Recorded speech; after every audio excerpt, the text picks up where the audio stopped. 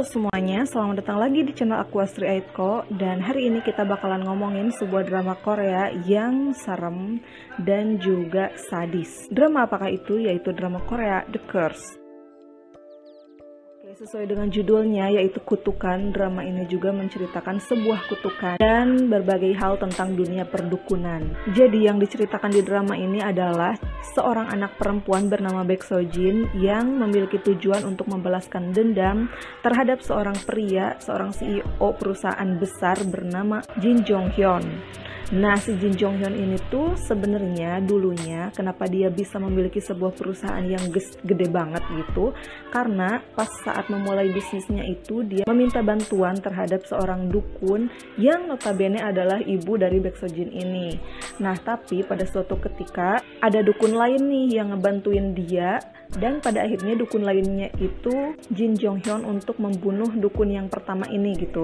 Nah, si dukun yang pertama ini adalah ibu dari Baek So Jin. Makanya dari kecil sampai dia tumbuh dewasa itu si Baek So Jin bertekad banget untuk membalaskan dendam terhadap Jin Jong Hyun ini gitu. Tapi balas dendamnya itu dengan cara ilmu hitam, karena si Baek So Jin ini tahu bahwa Jin Jong Hyun dikuasai oleh roh jahat gitu. Makanya untuk melawan dia adalah harus dengan kekuatan roh juga gitu.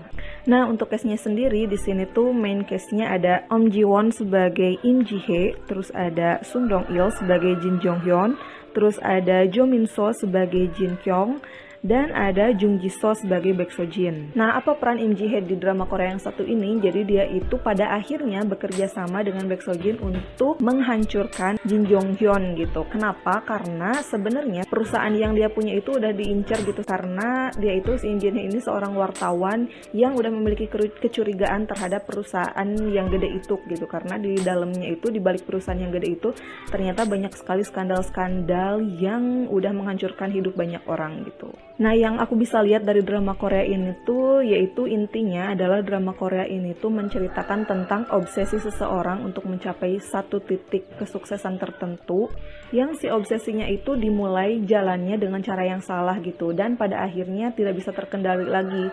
Makanya si Jin Jong Hyun ini tuh seolah-olah udah kehilangan dirinya aja gitu. Jadi seluruh dirinya itu pokoknya udah dikuasai oleh ilmu hitam itu, makanya dia itu jadi semakin jahat, semakin jahat, semakin jahat lagi gitu setiap harinya.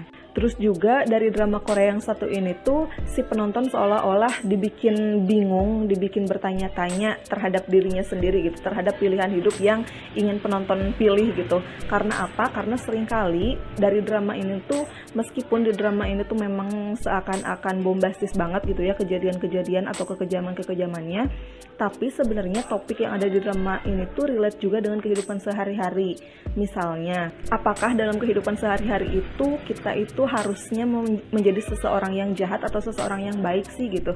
Karena seringkali penonton sebagai manusia biasa gitu dihadapkan pada gambaran bahwa orang jahat itu kok bisa gitu hidupnya itu kayak yang enak gitu, kayak yang serba dapet, apa yang diinginkan selalu bisa tercapai gitu, baik-baik aja gitu hidupnya. Sementara orang baik selalu struggle gitu dengan kehidupannya.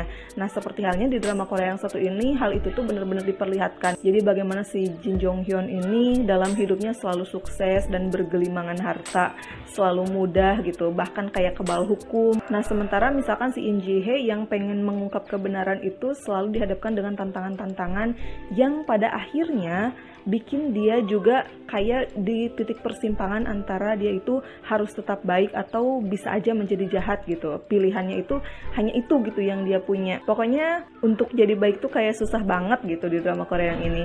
Nah, si Im Ji Hye ini juga kan memiliki seorang suami yang dia adalah detektif.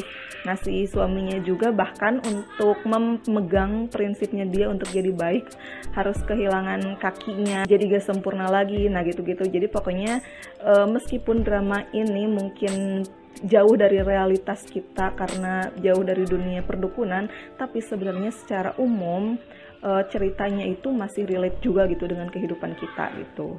Terus juga si penonton dihadapkan dengan pertanyaan, kira-kira kalau misalkan seseorang yang tadinya baik, terus pada akhirnya harus memilih jalan yang jahat karena memang dirasa sudah tidak ada pilihan lagi, masihkah si seseorang yang tadinya baik itu bisa disebut baik gitu.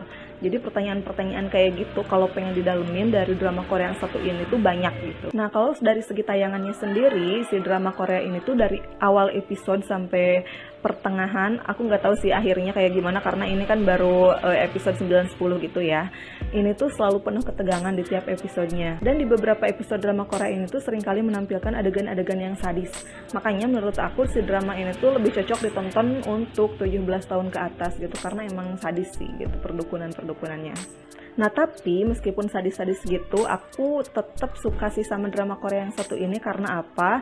Nah meskipun temanya tentang perdukunan dan dirasa jauh gitu dari kehidupan kita sehari-hari, tapi ini tuh bisa ditampilkan dengan sangat cantik gitu. Misalkan ketika melakukan ritual-ritual itu tuh properti-propertinya, terus juga make up, kostum, koreografi, terus musiknya itu tuh indah banget. Jadi meskipun serem tapi indah gitu. Jadi gimana ya? Estetik aja gitu, pokoknya serem tapi indah gitu. Nah makanya drama Korea ini tuh selain menarik menurut aku juga cantik gitu meskipun serem. Nah terus jangan berharap ada romance yang gimana gitu ya di drama Korea yang satu ini, karena meskipun si In Jin Hye ini udah memiliki suami, tapi hubungan romance antar keduanya itu romance dewasa aja gitu, antar hubungan suami istri. Tidak ditunjukkan gimana misalkan gemes-gemesnya. Jadi ya udah selayaknya hubungan suami istri yang sedang ada dalam masa-masa tekanan gitu ya, karena keduanya memang lagi menyesuaikan konflik. Jadi kalau lagi mau nonton drama Korea yang slow ini bukan untuk kalian sih, tapi kalau misalkan kalian lagi nyari drama Korea yang menegangkan terus juga yang serem ataupun dalam tanda kutip sadis, mungkin drama Korea ini bisa menjadi jawabannya untuk kalian. Makanya drama Korea ini nggak cocok ditonton sebelum tidur, oke? Kalau kalian memutuskan untuk nonton sebelum tidur, harus siap-siap untuk mimpi buruk.